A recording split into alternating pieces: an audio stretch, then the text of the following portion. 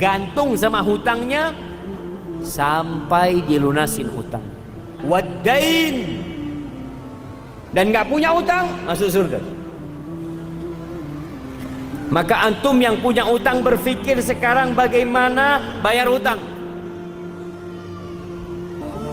Antum nggak tahu kapan mati.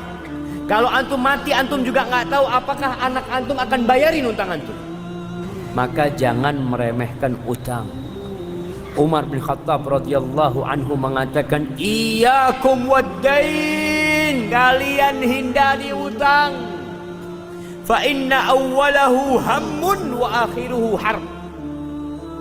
Hutang ini awalnya adalah kegundahan, kegalauan, kesusahan, pikiran, akhirnya perang. Antum punya handphone harga berapa?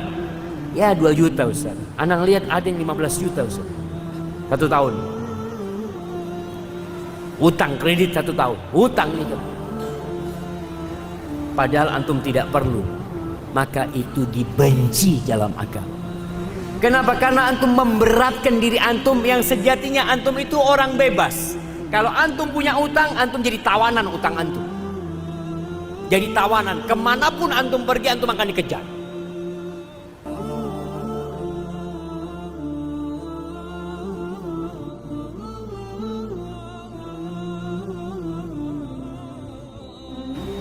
Maka bicara sekarang berhutang. Rasul sallallahu alaihi wasallam meninggal dunia meninggalkan hutang. Sallallahu alaihi wasallam. Tapi hutang beliau terjamin dibayar. Karena beliau menggadaikan baju besinya. Jadi orang mati kalau meninggalkan hutang ada jaminan selesai dibayarin. Lunas, berarti dia mati lunas.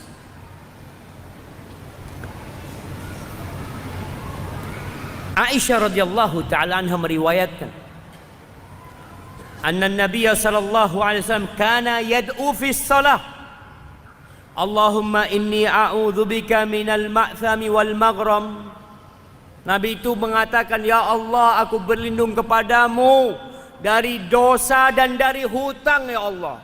Nabi berlindung dari hutang. Sering beliau baca itu. Sampai akhirnya ada yang bertanya, ini doa ketika sholat.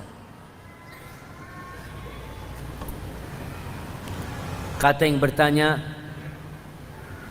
ma aktsara ma tasta'idu minal maghram. Ya Rasulullah, betapa seringnya engkau minta perlindungan dari hutang. Ada apa sama hutang?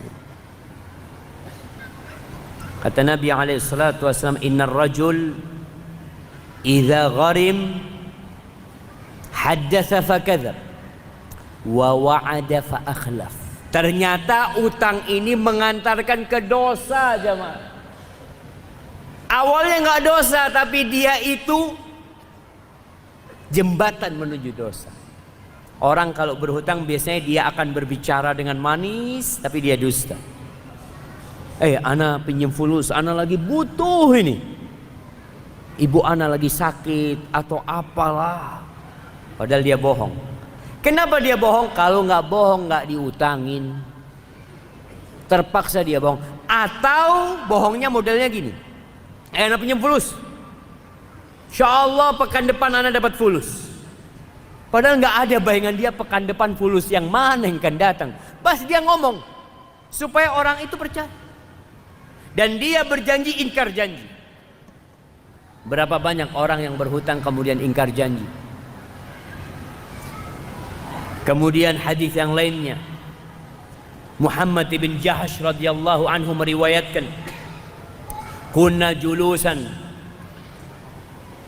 inda Rasulillah sallallahu alaihi wasallam farafa'a ra'sahu ila as-sama. Suatu hari kita sedang duduk di sisi Rasulullah alaihi salatu wassalam. Pada waktu itu beliau mengangkat kepalanya ke langit. Thumma wada'a rahatahu ala jabhatihi. Kemudian beliau meletakkan telapak tangannya di jidatnya, di dahinya. Thumma qala subhanallah Mada nuzzila minat tashdid. Maha suci Allah, apa nih kekerasan yang telah diturunkan, ancaman yang besar, hukuman yang dahsyat, apa ini? Fasakatna wa fazi'na. Kita semua diam. Kita semua cemas dan khawatir. Ada hukuman apa lagi? Baik, karena sudah masuk waktu sholat jamaah, kita adzan sholat lalu kita lanjutkan insyaallah. Hadza wa sallallahu ala nabiyyina Muhammadin wa ala alihi wa sahbihi wasallam.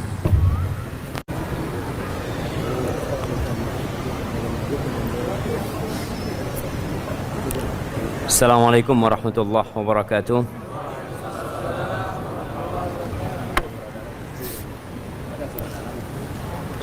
Alhamdulillah wa kafa,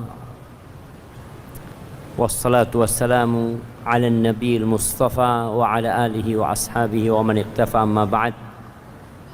Jamaah rahimakumullah, kembali kepada hadis Muhammad bin Jahsh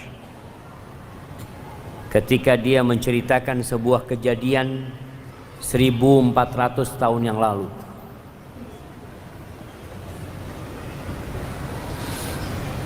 Dia mengatakan, kunna julusan 'inda Rasulillah sallallahu alaihi wasallam farafa'a ra'sahu ila sama.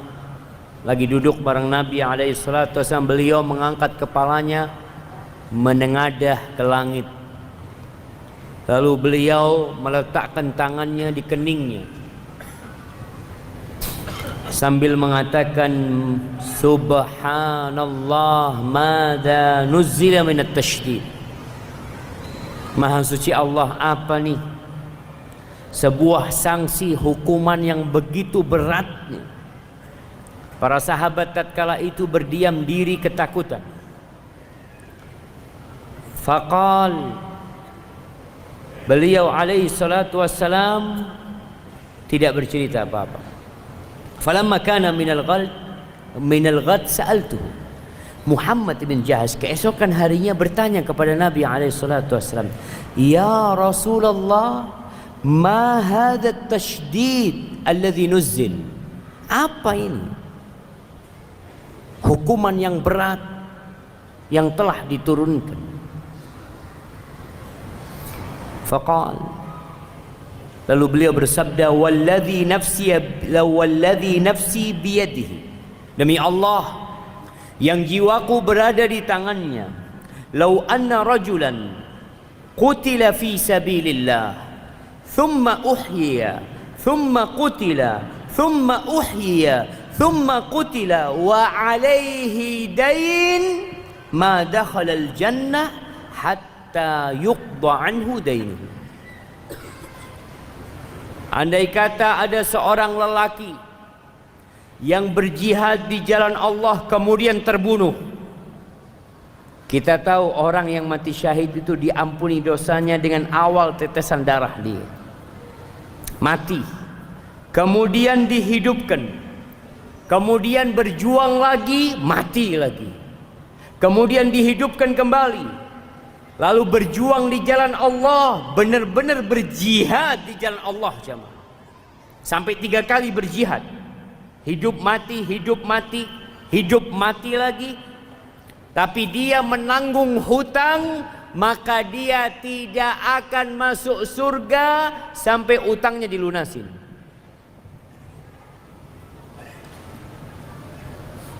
Maka jangan meremehkan hutang. Ini hutang biasa yang gak ada ribanya. Hutang biasa, hutang sama orang baik, bukan hutang sama orang jahat. Itu antum gak diikhlaskan sama orangnya, gak bisa bayar, maka tidak bakal diampuni sampai dibayarin. Gak bisa masuk surga sampai dibayarin. Dahulu Nabi SAW di awal Islam, beliau tidak mau mensolatin orang yang punya hutang. Kalau ada orang mati, Nabi SAW bertanya, punya hutang enggak?